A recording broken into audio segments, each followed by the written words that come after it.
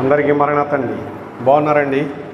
మహాపరిశుద్ధుడు ప్రభువైన యేసుక్రీస్తు వారు మీకు శుభములు దయచేయునుగాక. ఆమేన్. ప్రియమైన స్నేహితులారా, సర్వోన్నతుని కృపచేత మనము సజీవుల వరుసలో ఉన్నాము. ప్రియులారా, అందును బట్టి ఆయనను మహిమపరుస్తూ వాగ్దానాలు అందుకుంటూ దీవెన పొందుకుందామండి. ప్రియులారా, ఈ దినమందు లేఖనాన్ని మనం చూసినట్లయితే గనక హోషేయ గ్రంథము 2వ అధ్యాయము 19వ వచనాన్ని మనం చూసినట్లయితే, దయాదాక్షిణ్యములు చూపుట వలనను నిన్ను ప్రధానము చేసుకొందును అని చక్కగా దేవుడు హోషేయ ప్రవక్త ద్వారా ఆ కాలమందు ఉన్నటువంటి భక్తులైనటువంటి దైవ జనాంగములతో మాట్లాడుతున్నటువంటి మాటలివి. ప్రియమైన స్నేహితులారా, సర్వోన్నతుడైనటువంటి దేవుడు ఇక్కడ దయాదాక్షిణ్యములు చూపుతాడు మానవుల మీద. ఆయన దయ చూపకపోతే, ఆయన దాక్షిణ్యం చూపించకపోతే మనం ఆయన ఎదుట నిలవబడలేము. ఆయన ఆరాధించడానికి కూడా ఏ విధమైన యోగ్యత మనకు ఉండదండి.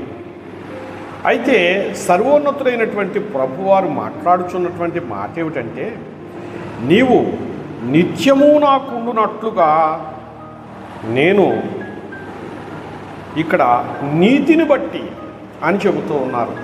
నీతిని బట్టి నిన్ను ప్రదానం చేసుకుంటానంటున్నారు.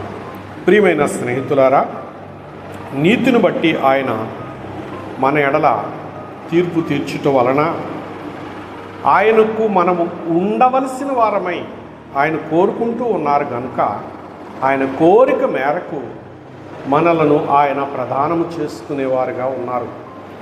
ఇలారా, నీవు ఆయన ఆలోచనలో ఉండాలి, నీవు ఆయన తలంపులో ఉండాలి.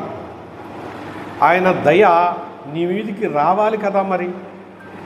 ఆయన తీర్పులోని ఉగ్రత నిన్ను దాటి వెళ్ళిపోవాలి కదా మరి. అందువలన ఆయన దయ, ఆయన కనికరము నీ మీద నిలిచి ఉండాలి. నీవు నిరంతరము ఆయన్ని తలుచుకుంటూ ఉండాలి. నీవు నన్ను ఎట్లు తలంచుకుందువో నేను నిన్ను అట్లే తలంచుకుందును అన్నారు మరి ఒక చోట. ప్రియులారా, ప్రభు తలంపులో మనము ఉన్నాము కనుక ఆయనతో మనం ఉండాలంటే ప్రదానం చేయబడాలి. ప్రియులారా, ఆయనకు మనకు ప్రదానం చేయబడాలి. అది ఎక్కడ అంటే భూమి మీదే ప్రదానం చేయబడాలి, మరొక చోట కాదు. ప్రియులారా, కనుక మనము భూమి మీదే ఆయన వారము అని అనిపించుకోవాలి. ఇక్కడ పెండ్లి కుమారుడు వివాహము చేసుకునేటప్పుడు వివాహానికి ముందుగా ప్రదానం అనేది ఉన్నది కదండి. అప్పుడు ప్రదానం చేయబడినటువంటి పెండ్లి కుమారునిది అనబడుట కొరకే ఈ తంతును జరిగిస్తూ ఉన్నాం. అలాగే సర్వోన్నతుడైనటువంటి దేవుని వారము అని అనిపించుకోవడానికి ఈ భూమి మీదే మనకు ఆయనతో పాటు ప్రదానము చేయబడి ఉండాలి. ప్రియులారా, మనం ఆయన్ని సేవిస్తూ ఉన్నట్లయితే, ఆయన్ని గణపరుస్తూ ఆయన కొరకు జీవిస్తూ అవసరమైతే ఆయన కొరకు జీవితాన్ని పెట్టే స్థితిలో ఉన్నట్లయితే ఈ భాగ్యము మనకు నిరంతరము అనుగ్రహించబడుట కొరకు ఆయన తన నీతి చేత మనలను రక్షించుకొని తన కృపలో మనలను భద్రపరుచుకొని మన వంటి అనేకులను ఆయనతో ఉండుట కొరకు ఆయన ఏర్పాటు చేసుకుంటూ ఉన్నారండి. కనుక ఆయన ఏర్పాటులో నీవు ఉండాలి, నీవు తప్పిపోకూడదు, నీవు ఏర్పాటును విడిచి వెళ్ళిపోకూడదు. దైవజనులు ఒక చక్కని పాట వ్రాసారండి. నేను రమ్మనగా వచ్చి ఏవాని కడకు పోరాదు, నా నియమిత కార్యములను మాత్రమే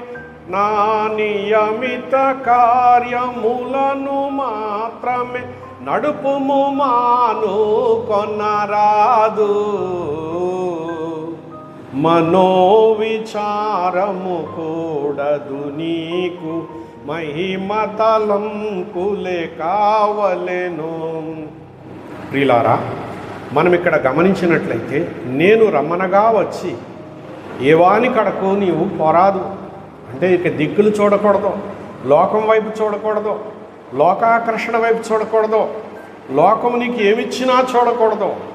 నీవు ఆయన పిలుపుకు లోబడి వచ్చావు గనుక ప్రియ స్నేహితుడా, మరి దేవుని మహత్తరమైన కృపను బట్టి ఆయన నియమించిన కార్యాలను జరిగించుకున్న ఎడల మనము ఆయనకు నియమితులమై ఉంటాము, ఆయనతో ప్రదానము చేయబడిన వారమై ఉంటాము.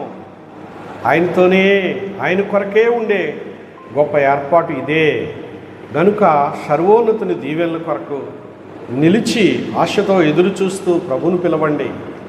సర్వోన్నతుడు ప్రభు మీ స్వరం విని మీ వద్దకు వచ్చి మిమ్మలను ఆయన చూసి తన ప్రభావము చేత నింపివేసి తన సౌందర్యాన్ని మీకు అద్దివేసి మీ ప్రతి అక్కరా తీర్చి ఆనందభరితులుగా నడిపించువారై ఉన్నారు.